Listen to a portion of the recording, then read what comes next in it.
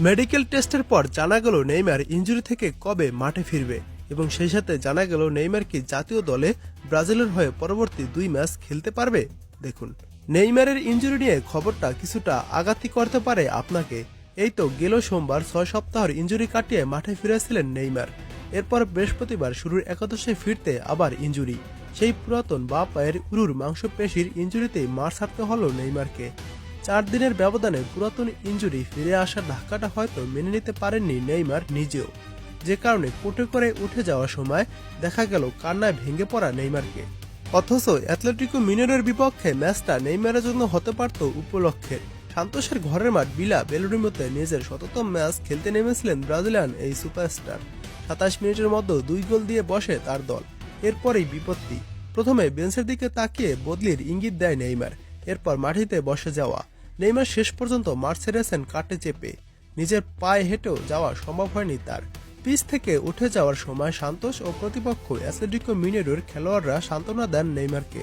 কান্না ভেজা চোখে মাঠ ছাড়ার পর সাইড বেঞ্চে আইস প্যাক নিয়ে বসেছিলেন নেইমার। এবার মেডিকেল টেস্ট করানো হলো তার। বাম উরুর পেশিতে নতুন আঘাতের কারণে নেইমার কমপক্ষে 1 মাসের জন্য মাঠের বাইরে থাকবেন বলে আশা করা হচ্ছে। অর্থাৎ আগের আঘাতের কারণে যা তার বাম উরুতে ছিল, এবার সেখানেই ব্যথা পাওয়ায় প্রায় 40 দিনের মতো মাঠের বাইরে কাটাতে হবে নেইমারকে। 40 দিন পর মাঠে নামতে পারবেন নেইমার। নেইমার কি পরের 2 ম্যাচ ব্রাজিল জাতীয় দলের হয়ে খেলতে পারবেন কি পারবেন না?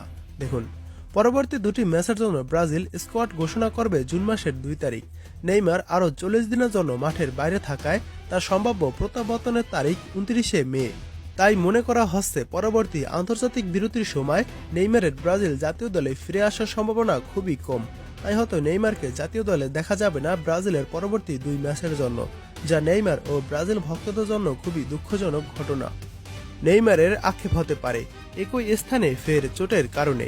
এর আগে ক্যাম্পেওনাতো পাউলিস্তার ম্যাচে চোট পেয়ে 6 সপ্তাহ মাঠের বাইরে ছিলেন নেইমার। এই বা উরুর চোটের কারণে গত মাসে ব্রাজিলের বিশ্বকাপ বাছাই পর্বে কলম্বিয়া ও আর্জেন্টিনার বিপক্ষে খেলতে পারেননি তিনি।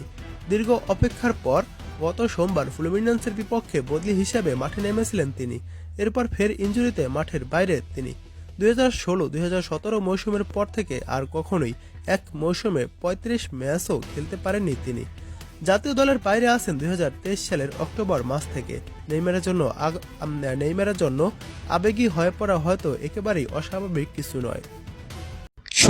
সুখবর, ইনজুরি কাটিয়ে আবারও মাঠে নামলো নেইমার জুনিয়র। কত তারিখে মাঠে নামবে চলেন দেখে আসি। দীর্ঘ 17 মাস পরে ব্রাজিল জাতীয় দলের স্কোয়াডে ডাক পাওয়ার পর ইনজুরিতে পরে আবার মাঠের বাইরে চলে যান ব্রাজিলিয়ান সুপারস্টার নেইমার। মাসেল ইনজুরির কারণে নেইমারের খেলা হয়নি ব্রাজিল জাতীয় দলের হয়ে বিশ্বকাপ বাছাই পর্বে সর্বশেষ 2 ম্যাচ। এছাড়া সান্তোসের কয়েকটি ম্যাচেও দেখা যায়নি নেইমার জুনিয়রকে। তবে মাসেল ইনজুরি কাটিয়ে গত সপ্তাহে ব্যক্তিগত অনুশীলনে ফিরেছেন নেইমার তার ইনজুরি নিয়ে নিজেই আপডেট দিয়েছেন। গোল.com-এর প্রতিবেদনে জানানো হয়েছে নেইমার মাঠে ফিরবেন আগামী 7 তারিখে সান্তোস বনাম বাহিয়ার ম্যাচের মধ্য দিয়ে। সেরিয়ার ম্যাচে সান্তোস মাঠে নামবে আগামী 7 এপ্রিল। আর সেই দিন নেইমার ইনজুরি কাটিয়ে মাঠের ফুটবলে নামতে পারেন বলে ধারণা করা হচ্ছে। এছাড়া সামাজিক যোগাযোগ মাধ্যমে ইনস্টাগ্রামে নিজের অ্যাকাউন্ট থেকে নেইমার জিমের ছবি আপলোড করে নিজের ফিটনেস সম্পর্কে জানিয়েছেন এবং ক্যাপশনে লিখেছেন, আমি আরো শক্ত হয়ে ফিরব। বারবার নেইমারের সাথে কেন এমন হয়? যখনই একটু ভালো করে মাঠে খেলতে নামবে তখনই প্রতিপক্ষের বাজে ট্যাকেলে ইনজুরিতে পড়তে হয় নেইমারকে। নেইমারের নেই কোনো ব্যালন ডিওর, নেই কোনো বিশ্বকাপ, তারপরেও নেইমার বিশ্বসেরা। ইনজুরি কাটিয়ে আবারও মাঠে নামবে নেইমার। আপনার অনুভূতি কেমন জানিয়ে দিন কমেন্ট করে। ইয়াসিন ভাই প্রশ্ন করেছেন, কখন দরিবাল জুনিয়রকে বদলাবে? ভাই, তাকে বরখাস্ত করা হয়েছে ইতিমধ্যে। হাসমত ভাই প্রশ্ন করেছে, ব্রাজিল দলে যদি কোচ দিতে আসে তাহলে খুব তাড়াতাড়ি গোছাই নিতে পারবে, অন্য কেউ পারবে না। জি ভাই, সঠিক বলেছেন আপনি। হামিম ভাই প্রশ্ন করেছেন, দানি আলভেস কি ব্রাজিল দলের হয়ে খেলবে? না ভাই, খেলবে না, তার অনেক বয়স হয়েছে। মোস্তফা ভাই প্রশ্ন করেছেন, কুস্তিতে কি আসবে?